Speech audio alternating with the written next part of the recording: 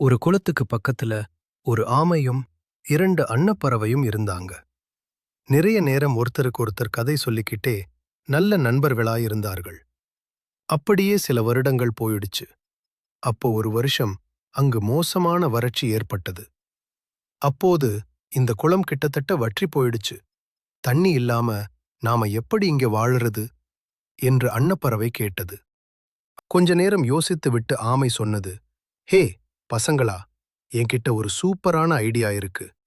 முதலில் நீங்க 2 பேரும் போயி தண்ணி நிறைய இருக்கிற குளமா பார்த்து தேடிட்டு வாங்க. அப்படி திரும்பி வரும்போது ஒரு பெரிய குச்சியை கொண்டு வாங்க. அந்த குச்சியின் நடுவுல நான் பிடிச்சுக்கிறேன். நீங்க 2 பேரும் உங்க காலால குச்சியின் 2 ஓரத்தையும் புடிச்சுக்கிட்டு என்னை புது குளத்துக்கு பறந்து கூட்டிட்டு போங்க. அதை கேட்ட அன்னப்பறவைகள், இது கண்டிப்பாக வேலை செய்யும். ஆனா நாங்க பறக்கும்போது நீதான் உன் வாய தொறக்காம பாத்துக்கணும். இல்லன்னா நேரா கீழே விழுந்து விடுவ என்று ஆமை தன்னை ரொம்ப பெருமையாக நினைத்தது. அவங்க போற வழியில் ஒரு நகரம் இருந்தது. அந்த நகரத்தின் மேலே பறக்கும்போது கீழே இருந்த மக்கள் அவங்கள் பார்க்க ஆரம்பிச்சாங்க. 2 அன்னப்பறவையும் ஒரு ஆமையும் பறக்கிறத பார்க்க ரொம்ப அழகா இருந்துச்சு. ஹே, அங்க பாருங்க, அந்த 2 அன்னப்பறவையும் ஒரு ஆமைய தூக்கிட்டு போகுது.